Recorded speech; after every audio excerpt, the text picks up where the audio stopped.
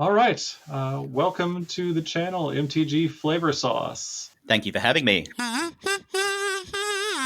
Today we're going to do something that my usual co-host Julie and I did last back in Duskmorn, and intended very much to make a regular feature of every set, and then just haven't.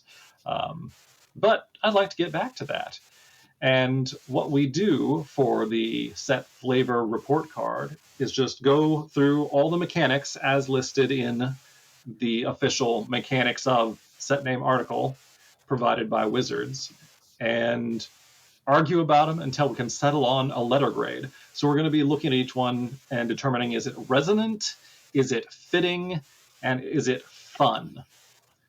Resonant has the most structure, and by that I mean, is it a clear metaphor? Does the name of the mechanic give you a sense of what it does? Or at the very least, once you know what the mechanic does the name make sense for that?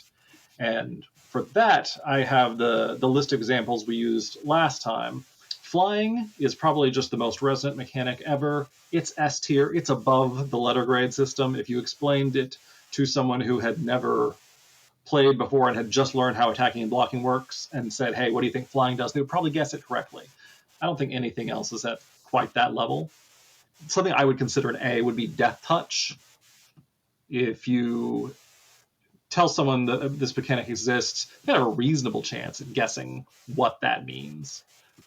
B, the good example would be Hexproof. Once it's explained, it certainly makes sense, but I don't think you'd really have a good shot at ever guessing what it meant from the name. At C, we have Shroud, which, in my opinion, sounds more like something to do with being unblockable or concealing information like Manifest. At D, we have something like Delirium, which is really vague and just it's hard to understand what the connection would be to a particular mechanic.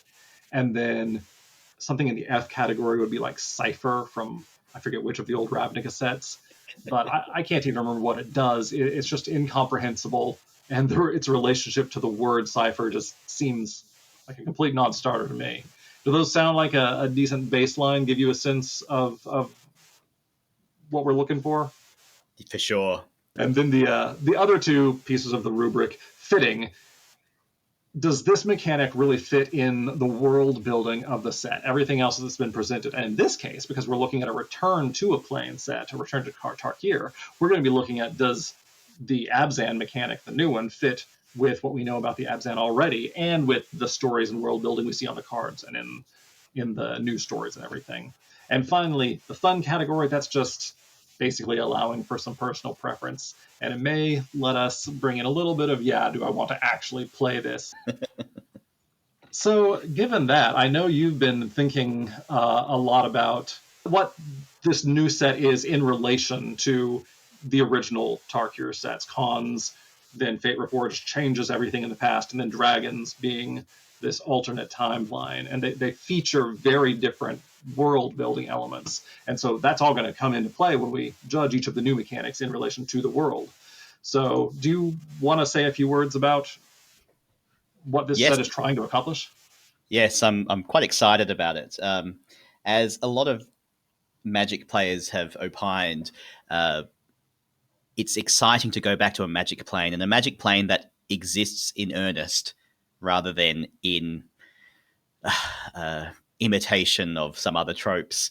Mhm. Of course, Khans is an interesting, or rather, Tarkir is a very interesting plane because it draws on some lesser known, I suppose, from a Western point of view, lesser known cultures and Yeah. brings them all together and puts them in a single place. And so it was Khans is one many people's old time draft formats and standard formats, and part of the magic to it was the three color clans, and each clan is distinct, so you get that kind of Ravnica vibe of different factions that are distinct and have different mechanics, and really on the face of it are understandable as to who they are and what they do. Um, Yeah. and that's one of the magics of having a wedge, sorry, a wedge, a multicolored set in this way.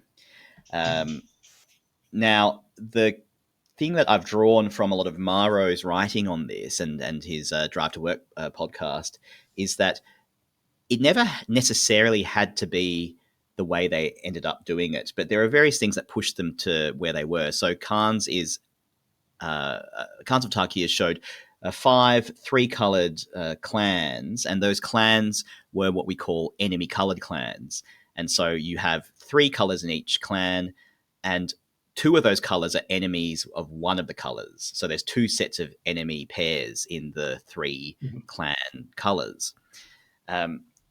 That's different to things we'd seen before, and I can't at this moment bring to mind the name of the set which had three colors before this. Alara? So Alara, of course. And so where we have Bant and Bant and Naya Grixis. and Grixis, you have in those colors one color that's enemy of two friendly colors. Sorry, let me say that around the other way. You have two sets of friendly color pairs, and then one set of enemy pairs in there. And so those are easier to understand in terms of what they would be because you have two more well-defined friendly colors. And throughout Magic's history, enemy colors were much rarer and much less explored until Ravnica came along. Anyway, so we have enemy color clans. And what they decided was that the focus of each clan would be the one of the enemy colors. And there was a mechanical reason for that. You're talking still about original cons. Yeah, sorry, an not original the new cons. set. Yeah. No, not the new set. But this is a really interesting interplay because it's where mechanics and story and some commercial considerations all come together in what I think is actually quite a neat package. And so, for example, let's go with the Mardu. They're the essentially Mongolian horde, and their main color is red because they're attacking all the time. And so we understand that. What that was used for, the reason they chose that red color as the central color, and Maro says that it would be more natural to choose the enemy color as the central color in the clan. So that would be white. So it's red, white, and black. It would usually be white. It's more natural from a deck building and a color pie considerations perspective to have white as the central color. But of course they go red. And the reason they've done that is because when they went to the dragons, they decided that the dragon set would be a allied color set. And so you had 5 allied color dragons that were only 2 colors. And you had, for example, for Mardu, you had Coligan, who I always think sounds like he's Scottish rather than some sort of Mongolian horde master. But anyway, Coligan. You had Coligan, and he is red and black. Also, is Coligan a she? Anyway, Coligan is red and black. But and in order, if they know they're going to cut out the white from the faction, then that's what it has to be. Yes, exactly. And it made it easier to concentrate on the red, or in each case, one of the enemy colors, because that would then lead you to the dragon, who was only 2 of those colors. And the reason that was important was back in the day, you drafted each of the sets together. So initially, you would draft Khans with 3 packs of Khans each. Then you would draft Khans in the small set with 2 packs of Khans and 1 small set. And then you'd draft all 3 of them together.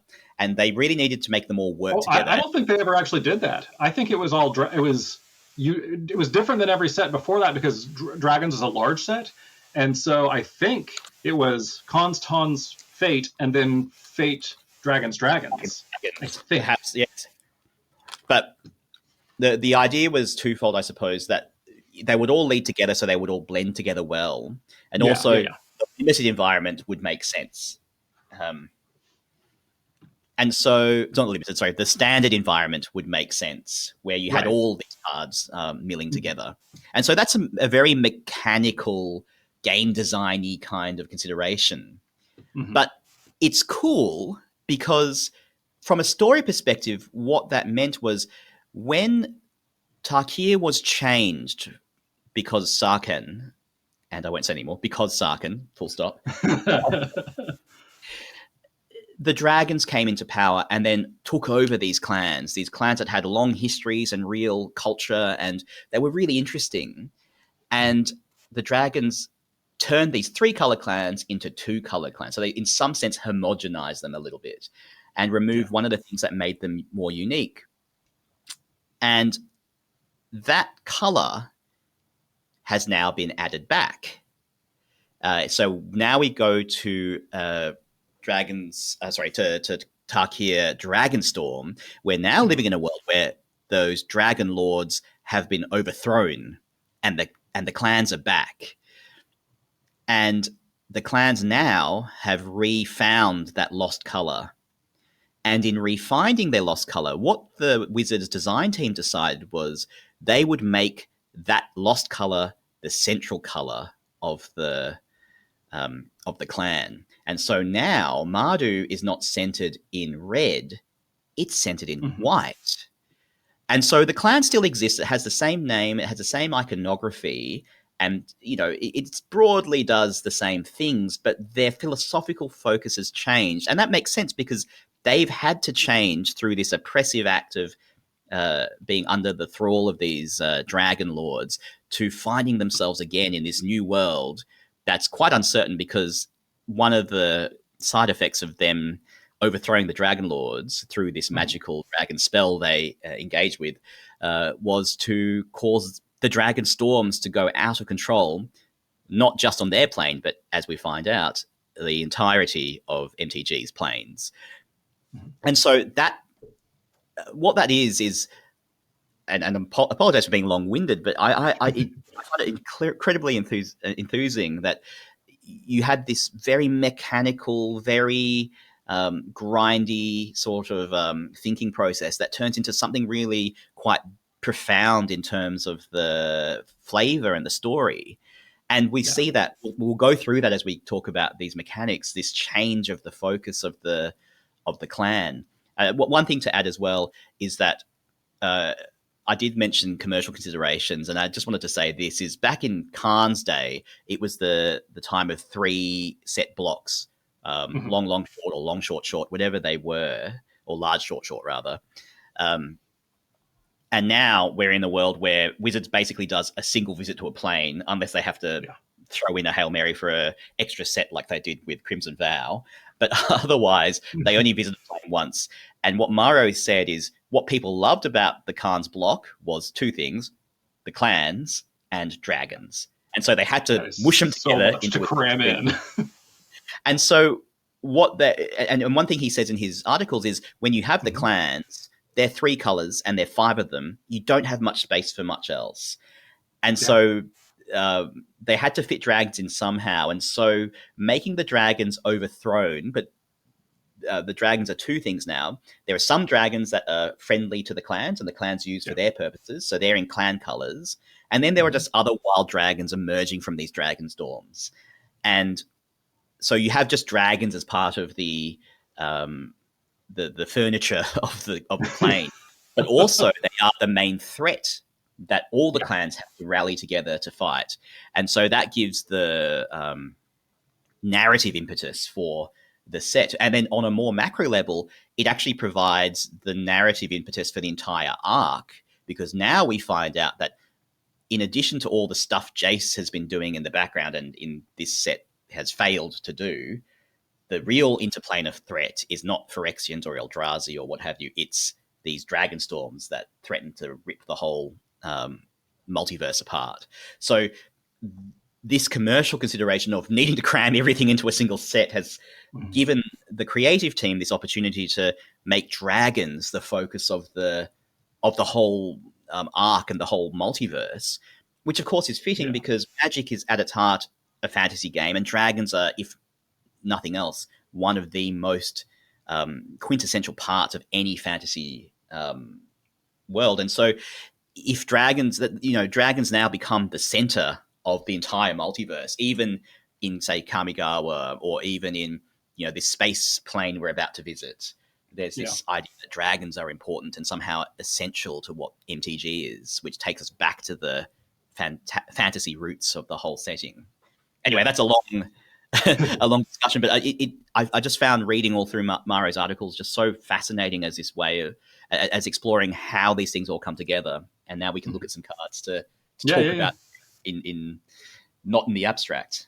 One point before we do move on to his style abstract, we're only 2 days into the limited format being out on Arena, but you and I have both done quite a few drafts already between us, and I am finding that in a nice parallel to dragons being this constant imminent threat to everyone in the story, you just kind of know if you don't close out a game before too long, dragons are going to get cast. They're gonna be some dragons because the average deck probably has like 3 in this format, and Yes, so and they are just big looming flying threat.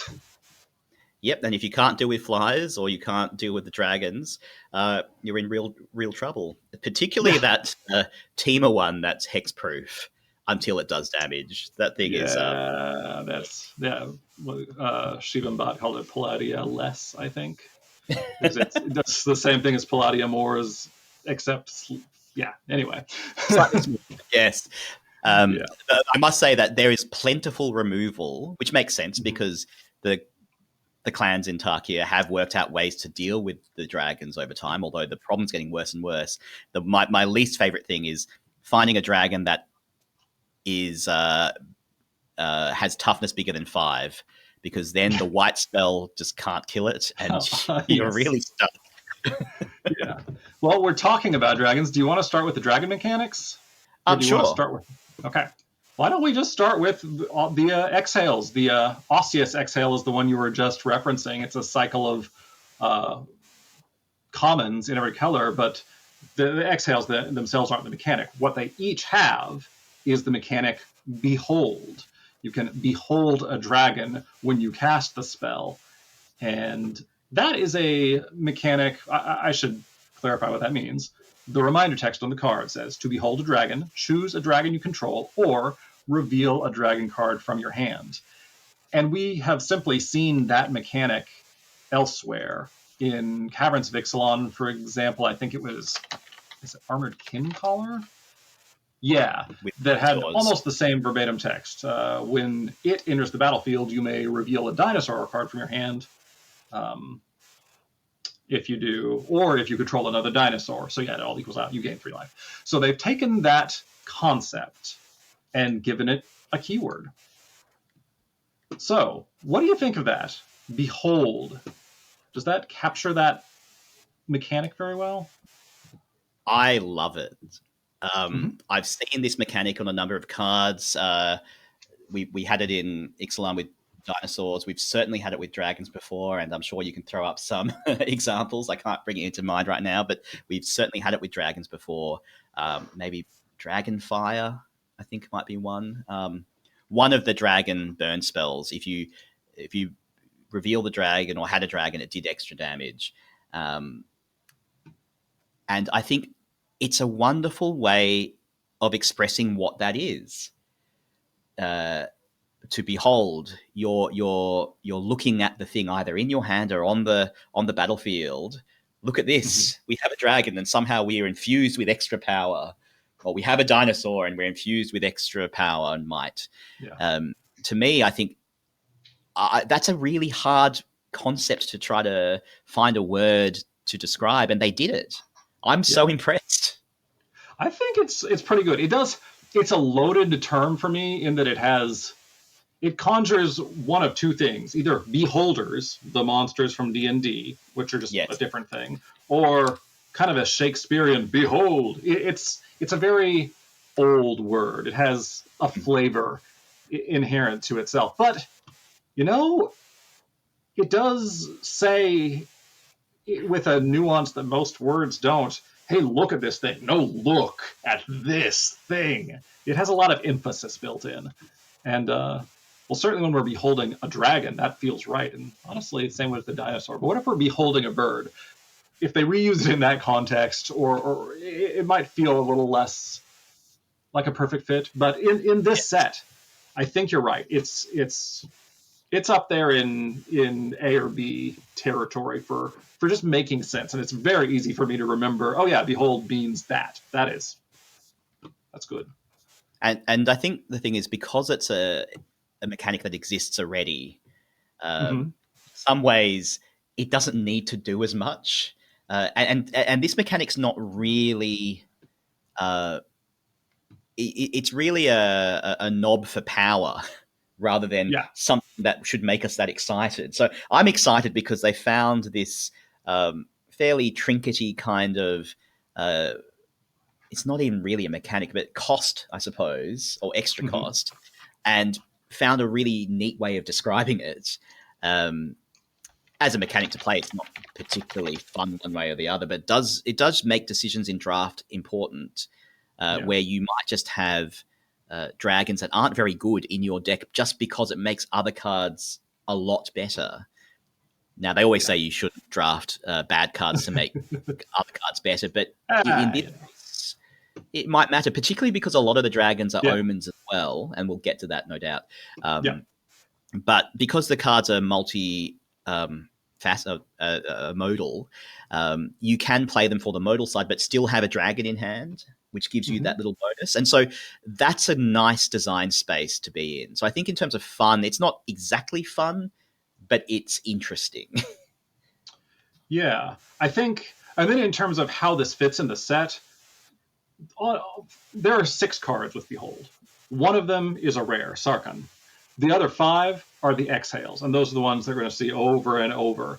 And it sort of does the same job that Omen does, which, as you said, we'll get to that in a minute, of letting dragons participate in the narrative of what's going on in the early turns of the game. Mm, Because there's this sense that I can imagine, okay, this means if I am beholding a dragon while I use this Osseous Exhale, this is the dragon that's going to come down and do it. Look, I've got a dragon. I can get this dragon to do this thing, rather than having to basically, I guess, channel pure mana into a facsimile of what a dragon would do. So I think and this is quite solid. I think there's one aspect of fun to Behold, which is that anticipation that it creates, where you Yeah. have to show your opponent your dragon, and if it's a good one, because there are some average ones, but if it's a good one, um, then it gives them information. So there's an interesting game space, but also they're just waiting for you to cast the thing and beat them down with it. Um, Yeah. and so I think that's a very interesting uh, gameplay mechanic where the sense of behold really is very fitting. You know, particularly if you have one of those game-ending dragons and you say, "Behold Yeah. this game-ending dragon! It will Uh-huh. come out in 7 turns if I get my mana right." I Um, will say I chose not to behold Dator, the Abzan mythic, earlier today in a game because I didn't want to risk my team or opponent knowing they needed to save a counter for it. mm, So and that's that another works interesting game. slightly at odds, but that's an interesting gameplay decision. But I think it's a slight negative to the flavor. Yes, but the last thing is your comment about allowing dragons to be important in the early game, even if they're not Hmm. being played. I think that's really important.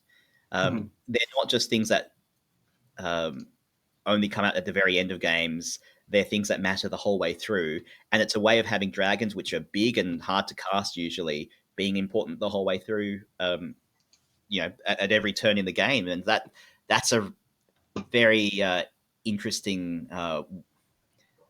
It's just a very interesting way of implementing it. Yeah. So you seem to be a big fan of this. You want to call this an A, like, the Behold mechanic? Yeah, I'd call it an A. All right. Well, then let's move on to Omen, which we've been alluding to already, which is the other named dragon mechanic, and pretty functionally similar. Not mechanically similar, but similar in the way it pulls dragons into the early game. And Omen, visually on a card, looks a lot like an adventure, but is a smaller, lower cost spell that usually, I guess, always an instant or sorcery that's printed on a dragon card that you can cast instead of the dragon. And if you do that, you get that effect, and then it shuffles the dragon back into your deck. My first issue with omens Hmm. is they look like adventures, and I find it confusing. I agree with that. It's very effective use of the space on a card, but the fact that adventures are the only time we've seen this, and now we're seeing this used again, but with quite a different gameplay loop in Mm-hmm. many ways. I think that's a negative on the mechanic itself. I Um, definitely agree with that. I think that's outside of the scope of judging it as a flavorful mechanic. I don't know though. in that regard, though, Mm-hmm. comparing them to adventures, I actually think, in a strange way, they're more flavorful than adventures because what you see with adventures is the adventure is the thing you go on to find the creature who you end up casting. That's Mm-hmm. more or less the sort of flavor on adventures. It's not always because some adventures are the adventure is more expensive than the creature and Yeah. or different colors and things, and so it's not always clear what the adventure you're going on really is. Mm-hmm. Omen, on the other hand, is quite fitting for this set because the dragon storms are increasing. There's more and more dragons. The story talks about how pieces of the land itself are turning into dragons or looking like scales or teeth and things, Yeah. and something bad is about to happen. And Mm-hmm. so there's a small omen that this much bigger, scarier creature is going to come out. Um, Now, whether or not the omen actually does relate to them, I think on a card by card level, if we looked at it, Yeah. we find some dissonance. So, for example, I'm just looking at Riling Dawnbreakers, the common white omen dragon. Right. Yeah. Its omen sorcery is 1 and a white, create a 2/2 white soldier creature token, Yeah. and then it's just a 3/4 flying vigilance dragon. Yeah. It's a dragon eventually, but yeah, and the omen is called signaling roar. Yes, so I don't really know what the omen is portending.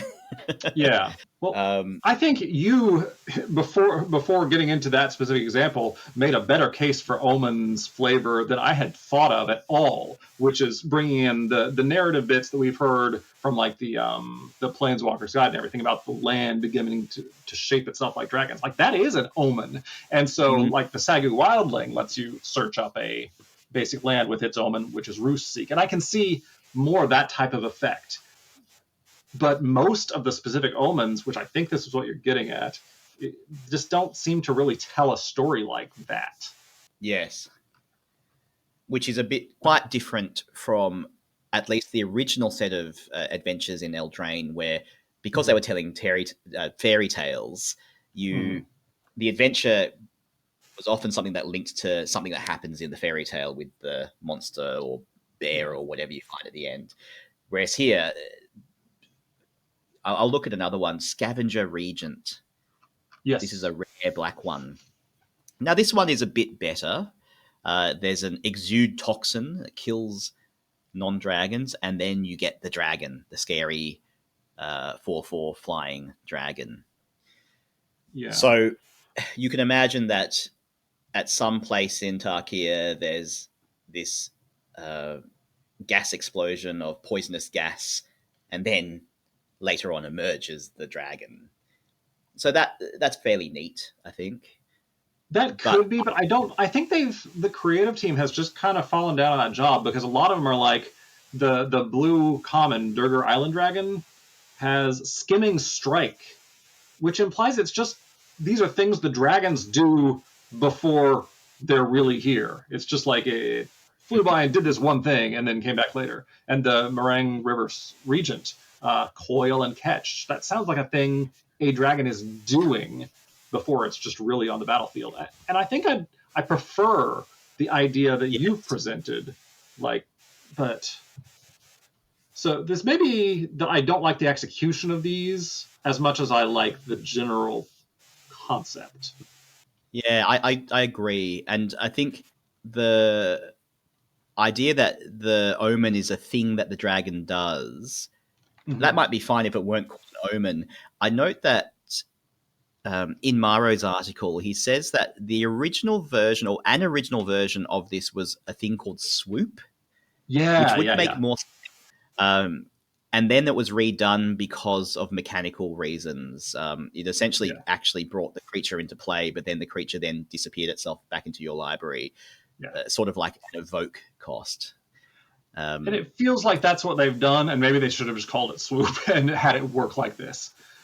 Because I think most of these, given their names, are more appropriately saying this was a dragon's special action or attack, and then it went away, and maybe it'll be back later when you can afford to truly recruit it to your side. yeah, though the one thing think that this has got going for it is that Mm-hmm. it will be usable in future. Yeah. Oh, I very much agree. I think, yeah, it's got potential, but I kind of, my natural starting point is probably like a B based on that, but I think I want to knock it down to a C in this context because of the way it's been used. Yeah, I'd call it a C. I think a solid mechanic, but it's not one thing or another in terms of Yeah. flavor. All right. Done. Um, then there's one dragon mechanic that is not listed formally in the mechanics article, but I think it clearly is a dragon mechanic even if it doesn't have a keyword, and that's the Dragonstorm cycle. This is a cycle of 5 uncommon enchantments, each of which has an enters effect, and then if after that a dragon enters under your control, the enchantment returns to your hand, so you can rebuy it with every dragon you cast. And clearly, you can make a whole deck based on this, a bunch of dragon storms and a bunch of dragons. But from these first few drafts I've played and the ones I've watched from the various content creators, these can play just fine by themselves. Yeah, and I think the thing I like most about them is just the art. I'm looking at Teeming Dragonstorm first, the white one, Yeah, and you see these tiny people on horseback down the bottom of a sand swept place, but the storm is huge compared to them, and the eye of yeah, the storm is just sitting above them, about to engulf these horsemen, and it just I think that looks fantastic as this you know this rift in reality out of which dragons just emerge. yeah. Uh, I guess we ought to state that explicitly for anyone not familiar with the nature of dragons on Tarkir. Dragon storms are how they come into existence. Dragons are not born. There are storms, and full-fledged dragons just pop out of them. hmm. And And the now, storms are increasing and yeah, increasing. yeah. And so they're a neat way of doing a few things, showing us the dragon storms. And a cycle is always a good way of making sure that a certain story element is revealed to all the players playing through the cards. Mm-hmm, Um, they're effective. There's something that binds them all together, where they all have the same sort of imagery of a storm, but they're all in different colors. mm-hmm, Um, the colors, each of the storms do different things. That's probably the downer I have on them, is that they do things that color does, but yeah. I don't think they do things that if there was a dragon storm on Tarkir that was centered with white mana, it wouldn't just be producing soldiers. No. Uh, Yeah, I think maybe, each of them it sort of approaches the flavor in a different way. So that the teeming dragon storm, we do have stories about how the Abzan are monitoring these, and they will send people out to deal with them. So if a dragon storm appears, then it makes sense the Abzan would send some soldiers to deal with them. But it's not caused by the dragon storm, at least it's not directly. And like the green one just fetches lands. That doesn't really seem like something a storm would do. But breaching dragon storm on the other hand, just can cast dragons off the top of your library, cascade style, and just cycle through them. But I think the overall result of playing these is that they do sort of advance the game and get the game to the place where more dragons are going to hit the board in general. Because most of them are either casting something, they're drawing you cards, I guess, like you said, the teaming one's the least likely to do that. The black one will let you surveil your way to the dragons, and the lands from the green one will let you get the mana to cast dragons. So, in a macro sense, the long arc of history bends toward dragons, but it's not at an individual level. No, but I think that's a different sort of flavor that you only Yeah. get from playing the game. There's Hmm. the flavor of looking at the cards, but there's the feel of what's produced when you're playing the cards, Yeah. and this idea that you play the encroaching dragonstorm, for example, the green one. It gives you 2 lands. You can then use those lands to cast a dragon. That then bounces the encroaching dragonstorm back to your hand. You can then cast the storm again, um, and keep doing that. And that recursive effect, the sort of bouncing and the magic term of storming in that sense, Yeah. really does feel like that chaotic, powerful influence of these dragon storms in a in-game situation. And certainly, I found in draft playing against a well-tuned dragon deck, particularly with the blue storm, just means they never run out of gas. The blue Yeah. storm being Roiling Dragonstorm, which helps you draw cards and discard a card. Um, and so that certainly has that cascading effect, and I don't mean that in the mechanic sense, but Yeah. the snowball rolling down the hill effect, which I Yeah. think is what dragon storms would be doing. They're just making more and more dragons. They're angrier and angrier and more powerful as time goes on. And Mhm. so that's a gameplay flavor, but it's not captured in the card itself. You wouldn't necessarily Yeah. know. Yeah. And referencing Maro's articles and podcasts again, he talked about the earlier versions of attempting to do this. And at one point, they had enchantment tokens, each of which would reduce all dragon casting costs by 1. And that just didn't work out gameplay wise. So that would have been much more directly flavorful in terms of, yeah, the dragons, they're coming out faster because the storm grows and it's easier to cast them. That Mm, is more of the linear relationship I would expect. But here we are, and it works in play. I do enjoy the play, but I don't find it super flavorful on the card. So I think this is another C kind of experience from me. yeah, I'd give it a B because Yeah, I think the art is is fetching, and yeah, so the art and the fact that it's a cycle shows this flavor and story element of the yeah. plane, and it does communicate that I think quite effectively to the player. So if that makes it a C plus, I'd live with a C plus on. All right, I we'll let it be a B. I think that's reasonable because they also have the individual flavors, like the teeming Dragonstorm does kind of tell its own story. It tells you a little bit about the Abzan too. So they've used, even when it doesn't perfectly fit what I expect the Dragonstorms to be, they are telling stories. Mm. I think that's worth something. Okay, so that's the dragon half of the set. Then let's get into what I think is the really exciting part in looking at the clans. And the mechanics article started with Abzan, so shall we do the same? Yes. All right. This mechanic is Endure. And when I think it's always a creature that endures, and it will then either give you N counters. So if it's Endure 3, it'll give you 3 counters, or make a 3/3 spirit, non flying spirit token. So tokens or counters. And so with each of these clans, we're going to be looking at what the original Khans of Tarkir mechanic was. And so, what was it with Abzan when they were centered in, and what color were they centered in? Yep. So Absan originally they are the white, black, green Mm-hmm. clan, and they're I think based on sort of Central Asian cultures. The idea with the Abzan is they're very built on defense. They Mm-hmm. want to have big, sturdy walls to protect themselves, and if they out and this gives it away. The original mechanic was outlast, but they Yeah. would outlast all their foes because they were tougher and more durable than everyone else. And so Mm-hmm. outlast was their original mechanic. They used to be centered in white. So the idea, I suppose, is they would team together as a force Mm-hmm. and they would use their collective contributions of the whole people to outlast their enemies.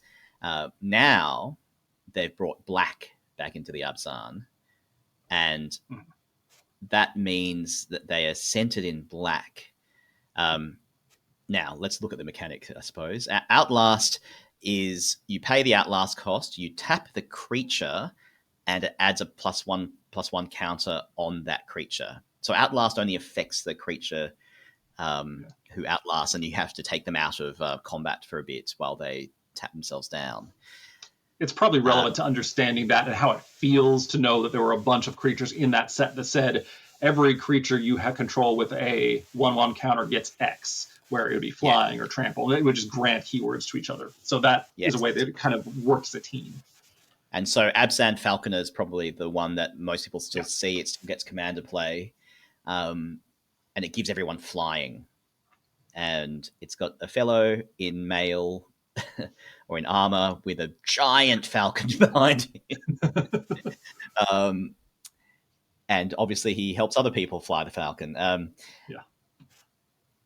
Now, Endure is similar, but it usually is an ETB trigger or a enters trigger. Where the creature enters, then you get to endure and endure with a number, which means that you either can make the spirit or get the +1/+1 tokens in that number. There are two things about this. Firstly, I think Outlast just fits better. The second thing is endure, the mechanic doesn't necessarily fit the word that much, because when you endure, yes, you might add counters to yourself, so that is enduring.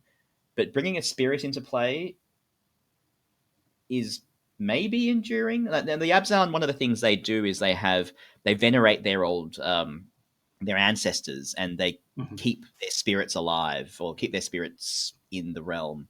And they have special trees with which they can store their spirits, essentially, or talk to their spirits. And so their spirits are still around, similar to zombies, but they're not. They're spirits, and they're still around to advise and to help. I'm not swayed that much by endure relating to the spirits coming into play. It doesn't quite fit for me. I agree. It sounds like it should do something more like persist or Undying did, where when it dies, it comes back. Which it just doesn't. I mean, that's just not what this is. Which would also be more black. If Abzan is now focusing on black, Endure is very white. Outlast is very white, but Endure is tokens and tokens and counters, which is very white. If it was something more persisty, that would be more black. But also, that's not what the Abzan do. They don't bring things back from the dead. That's more the Sultai.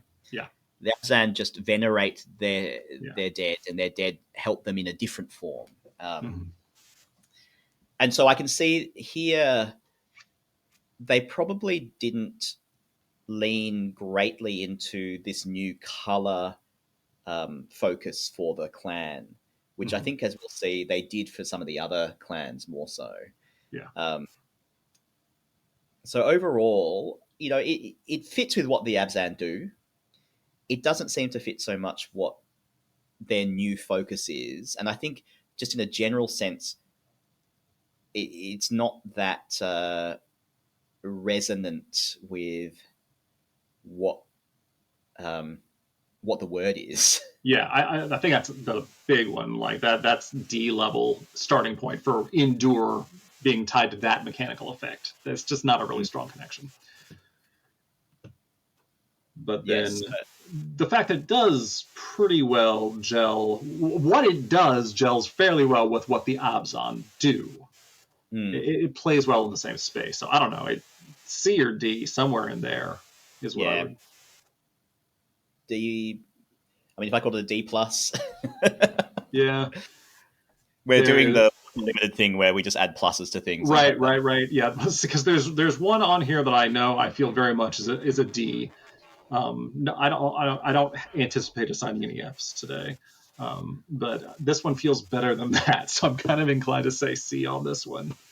But I could, C. Okay, all right, we'll call it a C. Because I think the +1/+1 does make sense, and the spirit makes sense in enduring in the way the Abzan endure.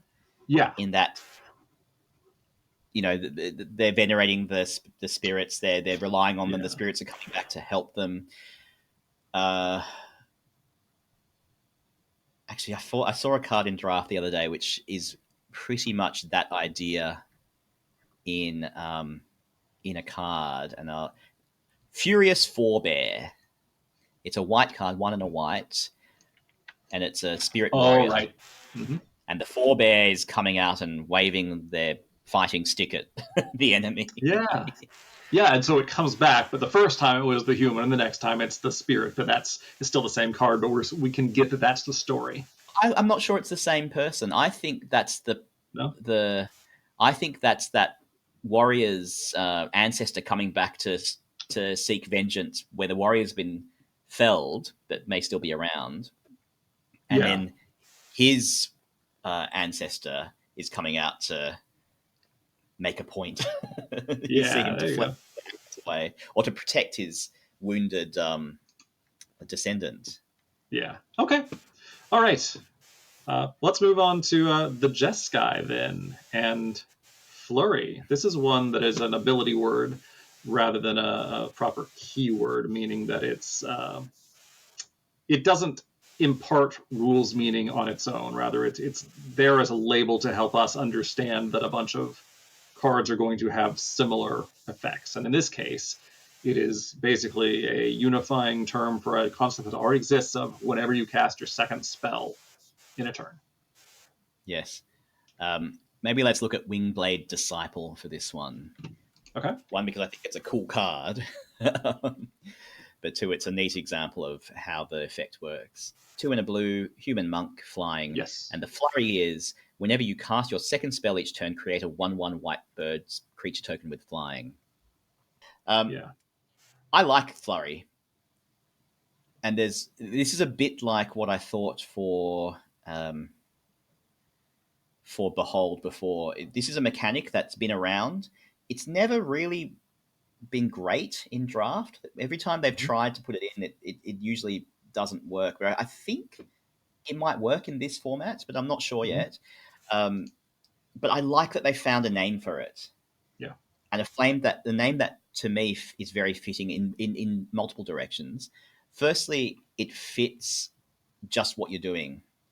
A bit like Storm, you have a flurry of spells, and in Mhm. order to have a flurry, particularly earlier in the game, they need to be small spells, which makes it feel more like a flurry. If they're two Mhm. big spells, that's not really a flurry in that Yeah. sense.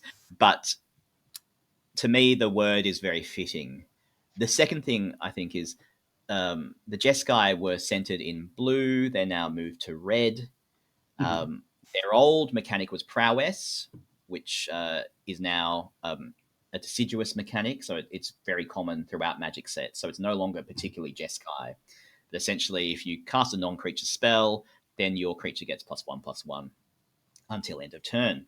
Um, and so Flurry plays well with prowess, but it's not the same, which is nice Right. compared to Outlast and Endure, which are kind of the same with a little bit of extra spice. Mhm. Prowess and Flurry play well together, but they are not actually the same. And so, um, and the other thing that Flurry does, it allows, because it's a keyword rather than an actual, ability word, or whichever way that is, rather than an actual ability, Right. Yeah. they can activate it in many different ways. It can have many different effects. Um, you can get a pump, you can create a 1/1, you can do some Yeah. damage, draw a card, whatever. Um, and so that gives a bit more general flavor. And of course, the Jeskai are master fighters and master magic wielders. They like to cast spells. They like to do it Mhm. quickly. Um, and so that is all quite fitting. The other thing, though, is now that they're focused in red, Flurry, although it sits well in blue as well, but Flurry as a term makes sense for red because red's more about constant action and Mhm. immediate action without thinking too much. And so Flurry kind of fits that nicely. So I Yeah. quite like this mechanic and as in its flavor sense and in its mechanical sense.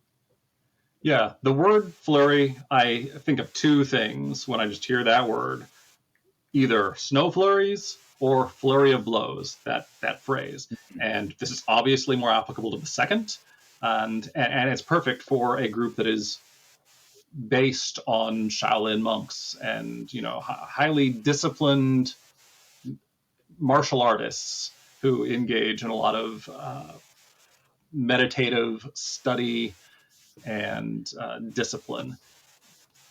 Truly, I hope I don't get hate for this, but because I know the 5 clans of Tarkir are so beloved in the Magic fandom, but I find that 3 of the 5 kind of all mush together in my mind in terms of what they are.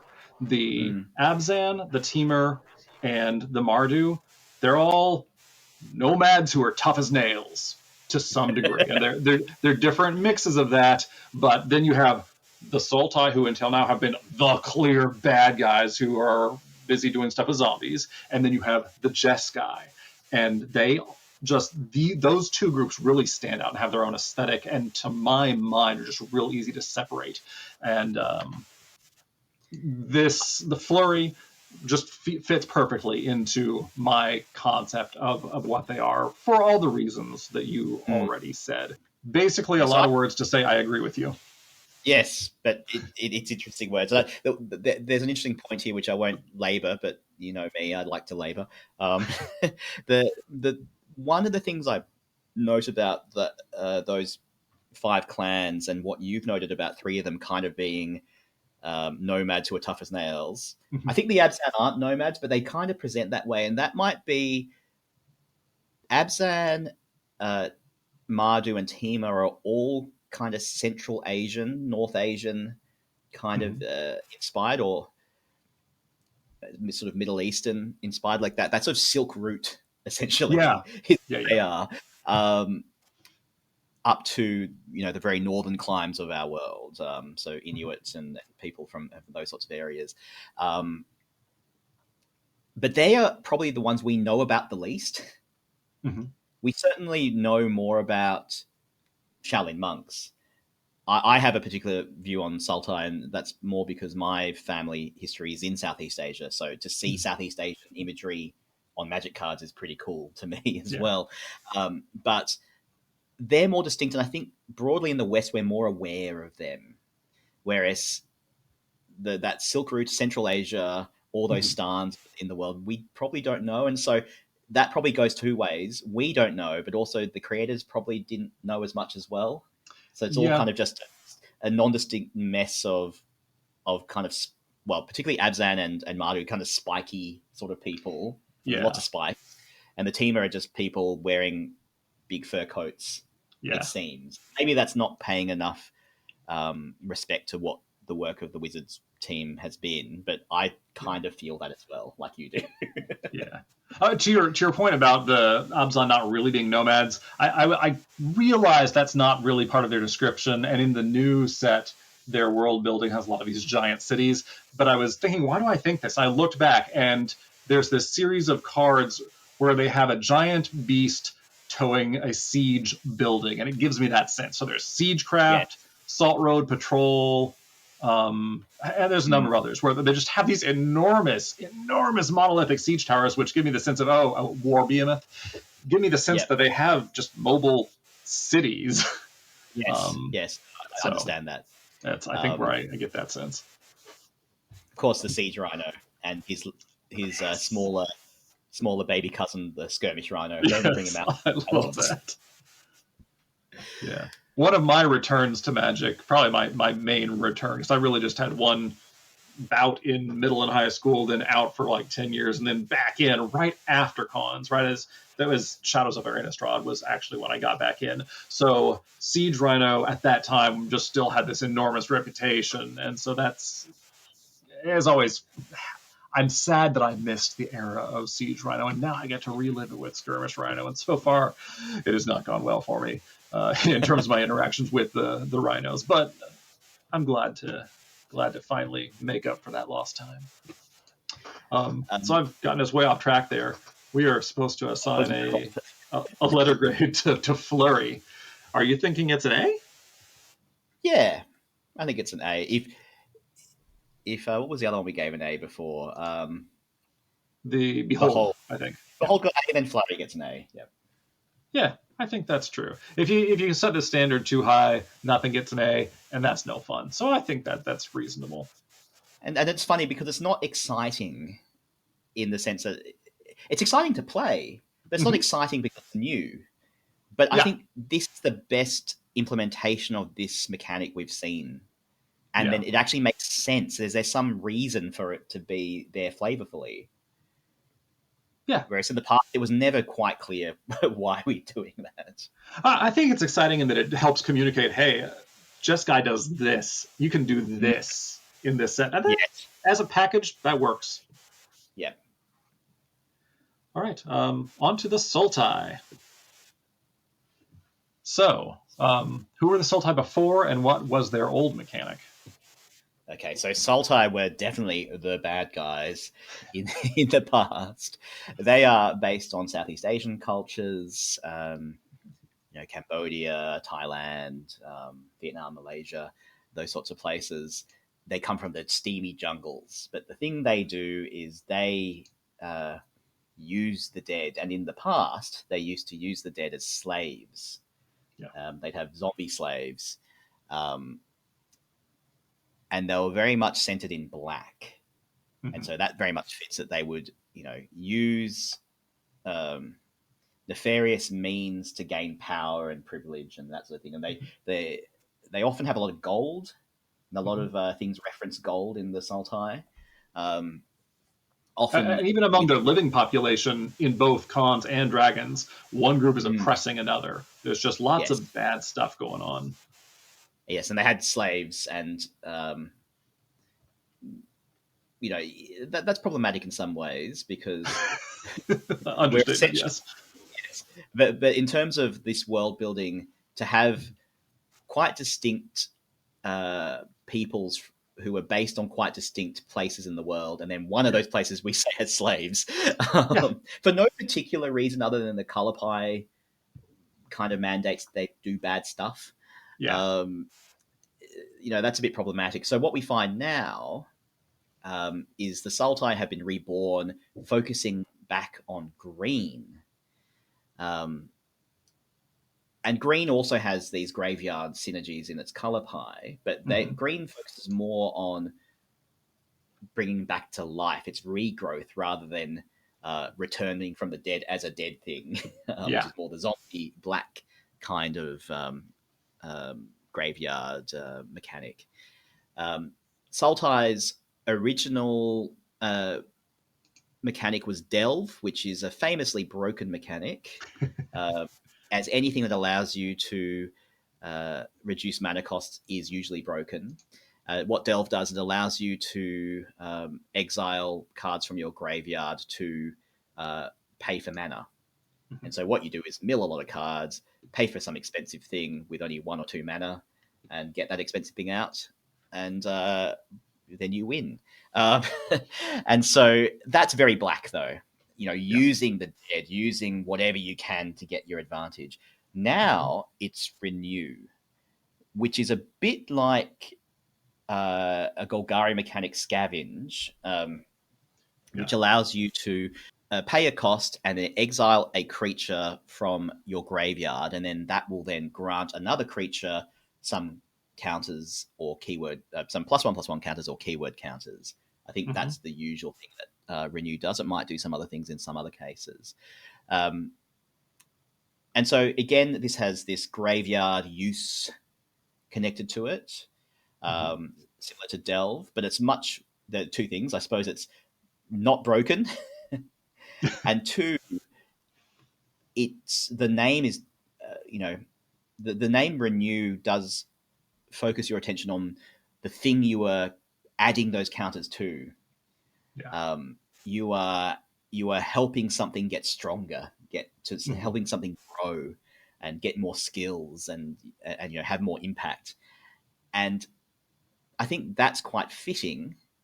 um, and it's also quite fitting because of this change in color focus of the clan. You might be able to say a bit more about it because I haven't read the Sultai story myself, but Yeah. they have essentially changed their leadership now and have, uh, in some ways, changed their ways. Although Sidisi is still around doing bad stuff in the background, I think. Yeah. No, the story, I really love the side. I generally love side stories, but these ones are quite good. and this one is more about the recovery from. It feels more like an analog to at least like U.S. Civil War Reconstruction era, post some big conflict, which is exactly what this is for them. Each of these clans has basically had a civil war. And I don't know if there were many on the side of the dragons in most cases, but in this case, for this story, this is very much following a character who was on the side of the dragons, is not happy about change and them coming to terms with this new world where zombies are respected and celebrated for the people they were and allowed to continue to be part of the society. And it reinforces the imagery that we see on the cards of that same thing happening. And I really love it. I was skeptical because, like I said before, I had at least some mental division of the Sultai and the Jeskai really standing out. I was kind of disappointed to lose part of what made them unique, but what they've done with them is phenomenal, story wise and world building wise. So I'm sold on it. And so, what do you think about the mechanic Renew with that in mind?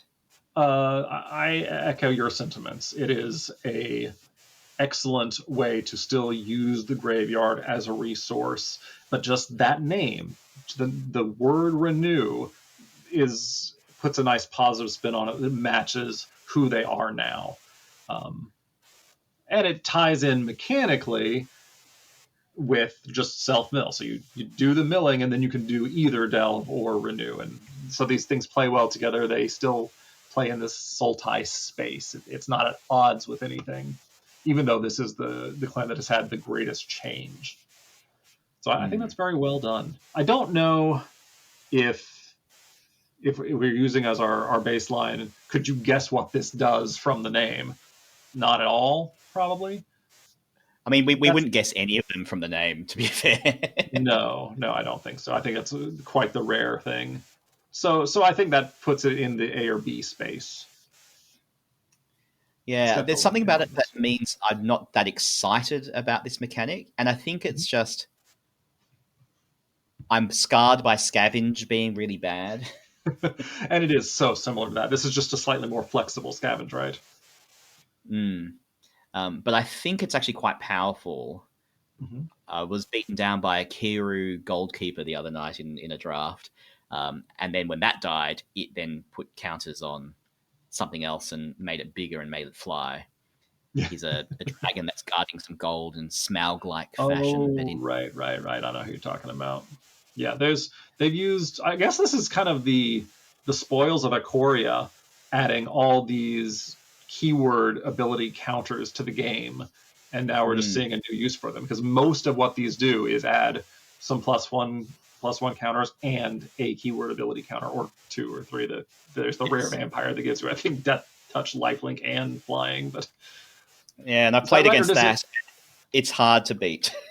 Yeah. Am I remembering that correctly? Does it give you all three? I think it's a vampire nighthawk who gives all his Yes, abilities it is. on. It Yeah, does. The Carsi Revenant, or I don't know how to say that. Quarcy? yeah, Carsi? Yeah. So yeah. you It's think this probably is a a B plus for B? me. It just something about it I'm not as excited Okay. by. I think that's fair. Not everything can be an A. To me, it's about at the same level. So straddling that A B range. B plus is fine. I can work with that. What have we got left? We have two left. Yeah. Next, again, just going from the order on the article, is Mardu. So Mardu Horde. Mm-hmm. Something I hadn't mentioned is each of the clans has a full name, and I didn't know these names. I didn't know them by Abzan, Jeskai, Mardu Yeah. clan. But it's the Abzan Houses, the Jeskai Mm-hmm. Way, Sultai Brood, and the Mardu Horde. So Huh. that's what we're up to. The Mardu Okay. Horde. Um, they, of course, we discussed before Attila the Hun, Genghis Khan Yeah. grouping. Red, white, and black. Originally centered in red, and now they're centered in white. Um, their original mechanic was raid, which gave you some sort of benefit if you attacked this turn. Mhm. Um, so you'd cast the thing after you attack. You'd cast something with raid after you attacked, and then it would be better because of the raid, or you'd get a treasure token or that sort of thing. Right. The new mechanic also likes attacking, but it's quite different, and it's called mobilize. Yeah. Um, and what it means, mobilize will have a number, and what it means is when you attack, you create that number of 1/1 attacking warrior tokens, and then those warrior tokens are sacrificed at the end of turn, unless you have the new Zergo, who means you don't have to sacrifice them. It's a flavorful mechanic. I have questions. Where are these warriors coming from, and where do they go? Oh, I think I love that about this. The, I think the idea is everyone does their share, everyone pulls their weight, and so it mobilize might not be the best word. Maybe it would be like conscript, but that Mm, has kind of a negative connotation, like you're forcing people to do this. And the idea here, I think, is that everyone is able and willing to join in the fight, and that's what's happening here. So, like the O4 pack beasts, is it? yeah. The Dalkovan pack beasts. They're carrying all the supplies. If and this is the most explicitly nomadic group in all the world building documents. So if they're traveling and suddenly a conflict is brewing, hey, you grab a sword. They're being pulled by the pack beast. Go get them. And so everyone joins in the fight. And then once the current conflict is over, they return to civilian life. What is really unfortunate is that because of the way magic rules are already written, we call that sacrificing. Mm-hmm. I think that is a flavor failure and just a side effect of that's what they had to use the existing terminology to make this work. But you do get death triggers from them. So there Yeah, is that's another there. flavor failure. I agree with your concept of what Mobilize is trying to show, but Mhm. again, I stumble at this death thing. Yeah. If they got exiled and kind of just disappeared, as in they've gone back to the fields in a swords to plowshares sort You of know way, what? That would have made a lot of sense. but they obviously wanted to trigger death triggers, and in particular, there's a fellow called the Venerated Storm Singer, 3 and a Yeah. black, an orc cleric, um, and that card has Mm, the not blood artist because it doesn't do it for all creatures, but it does it for your creatures. The Vran text, where yeah. when a creature dies that you control Mhm. dies, you gain a life and your opponent loses a life. And so, and I've played against that, and Yeah. it brutally beats you down. Yeah. The Mardu Horde is attacking you with all their mobilized tokens and then pinging you again because they die. Yeah. Man, I was But ready the to give this the most A of all A's. I was so delighted by this mechanic, but that is a really good point, and that's a real big flavor failure. there's another card called Hardened Tactician, Hmm. which I played with the other night, and that's why I know about it. Oh, right. Yeah. And this one is uh, an Orzhov 1 white black Hmm. card, and it has pay 1, sacrifice a token, draw a card. So you know in this deck what you're sacrificing, warriors, Yeah. and the Well, flavor of that one Hardened makes more Tactician. sense to me because you do have if we have hardened warriors who are both in charge, making the hard decisions, and on the front lines, willing to sacrifice themselves for the good of the Mardu horde to get an advantage to draw a card. That makes sense to me. Oh no, I understand that, but Yeah. if we're talking about the mobilizers as being Yeah. essentially volunteers from the farmlands or Yeah. volunteers from the caravans coming out to Yeah. fight, and they get to go home. Well, if you have the hardened tactician, they won't. they're Yeah. just they're going to be thrown to the wolves. Yeah. But I mean, I And think that says something intentional about who the Mardu are. That everyone actually is a warrior who's willing to sacrifice themselves for the whole.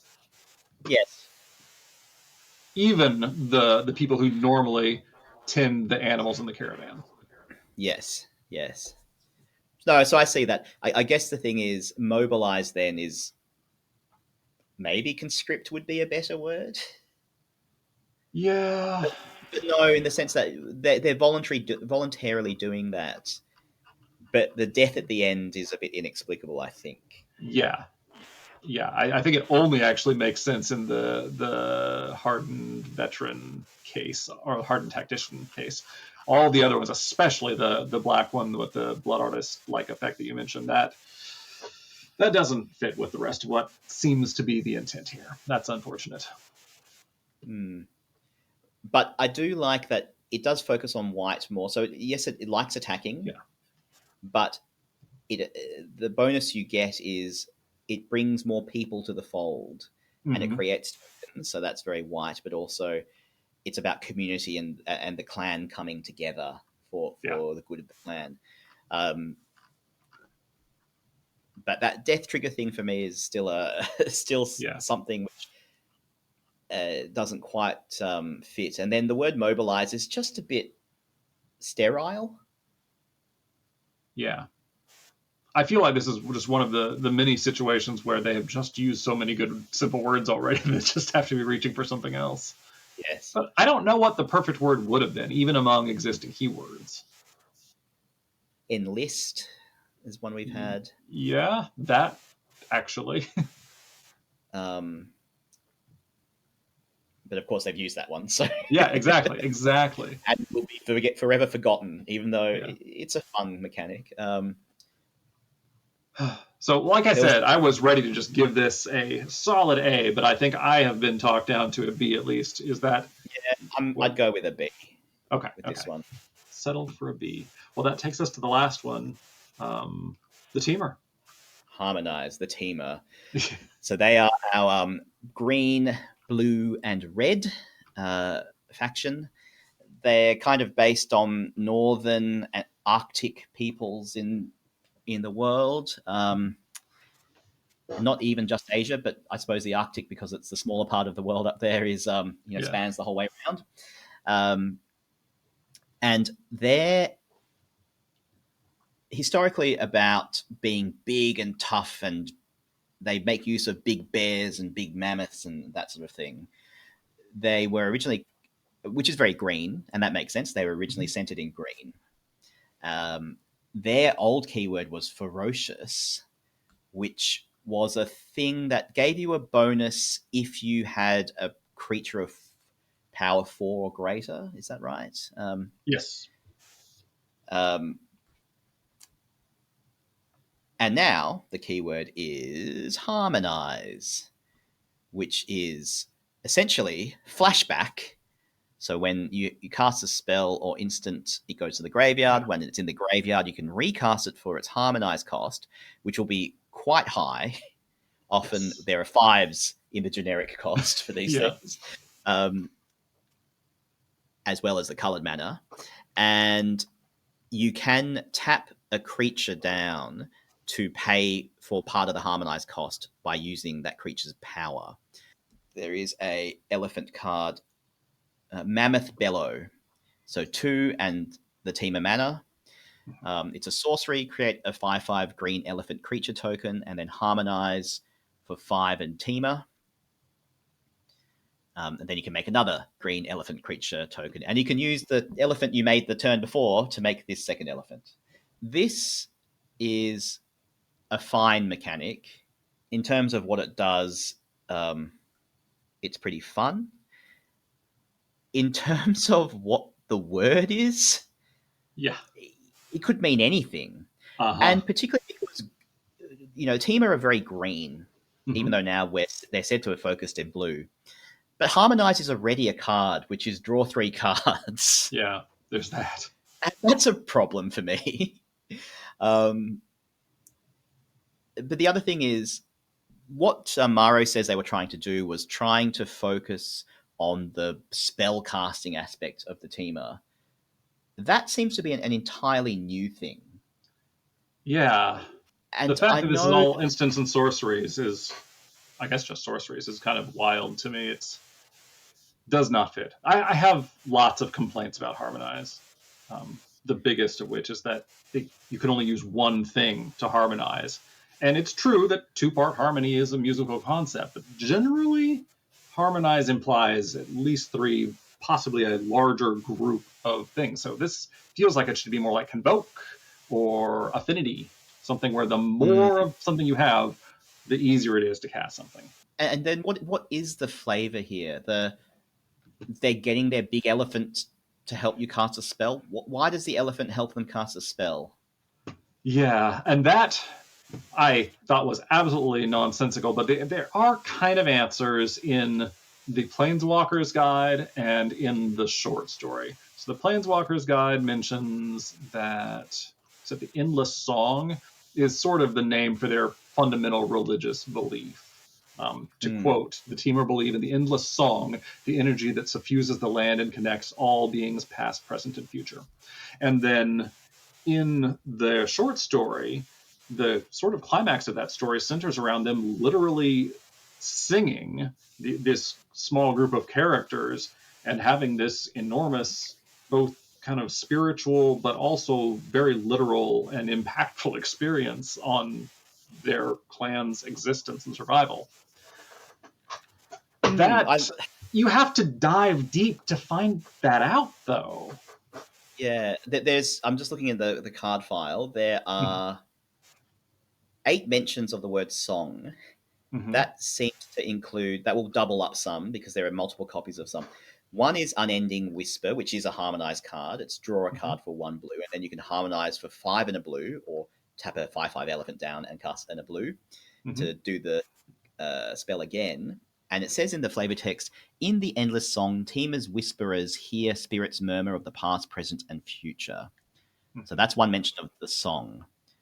Then there's the roar of the endless song, which is a saga, and each clan has a saga that tells the story of the clan. Yeah. That creates 2/5/5 elephant tokens, and then it doubles the power and toughness of each creature you control until end of turn. Um, cool.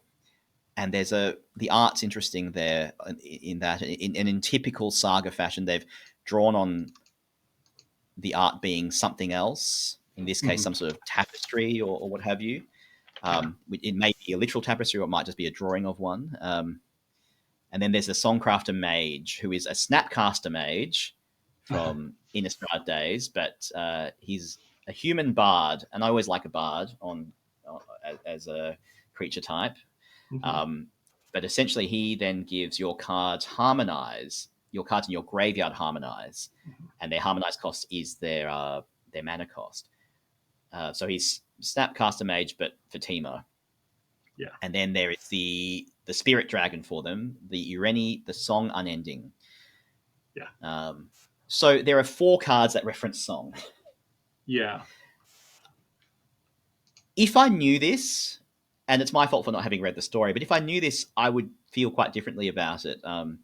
As you know, I'm from Australia, and in Australia, our Indigenous peoples often speak of the dreaming being Yeah. that time before time when all the things happened that created the world, and we all learned who we were, and the world learned what it was.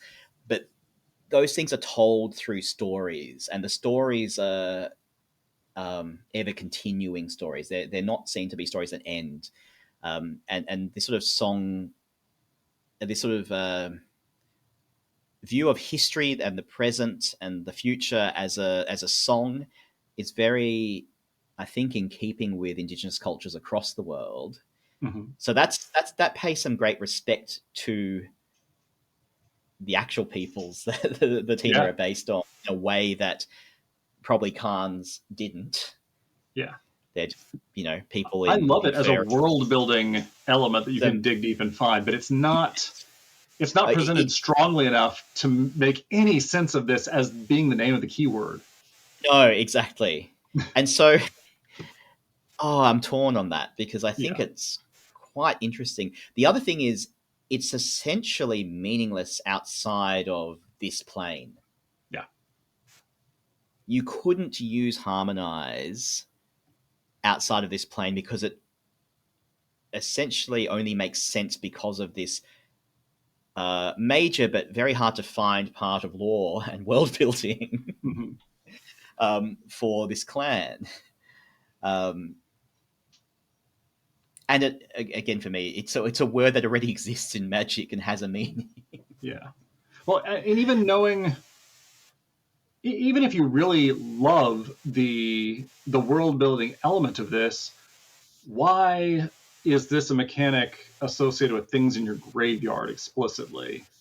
Like, I'm sure they're just mechanical reasons, but it seems like, even assuming you're only going to harmonize like one human and one of their beast companions, and we accept that harmonizes because of this religious belief of the teamer, why isn't this the thing, the way you cast things from your hand? Why is it a Mm. flashback variant? So I think just in all these are a bunch of little flavor failures that all add up to this being a D for me. With, again, I love the world building of the Endless Song. I just don't think the harmonize being the keyword for the mechanic and the way it's all comes together, it just does not work. And the it being the keyword mechanic for the Teemo clan. Now, maybe it's to focus us on understanding that Teemo have changed and they've focused more on the spells and less on the big beasts. Mhm. But one thing you'd want is to have a few more harmonized spells that actually demonstrate a bit of that. I mean, what are the harmonized spells? We had the Whisper we've looked at already. There's the red deal 2 damage shock or shock for 7 mana. There's the make the There's mammoth. there's the Wild Ride, and then there's the Songcrafter Mage who gives things harmonize. Are there only 4 harmonized cards in the set? Surely not. Surely there's more than that.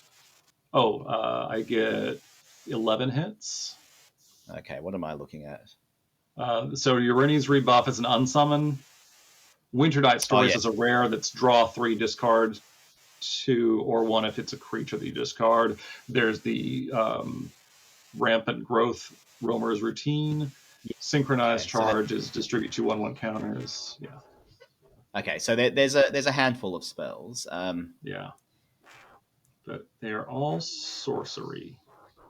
Mm, which does make some sense um, thematically because the Teamer's spellcasting is different to the Jeskai spellcasting. Jeskai are quick Mhm. and um, Yeah, consistent, whereas the Teamers sound. It seems like it's more a spellcasting that takes time. You need to gather the shamans and gather the creatures you're gathering power from and start the song up.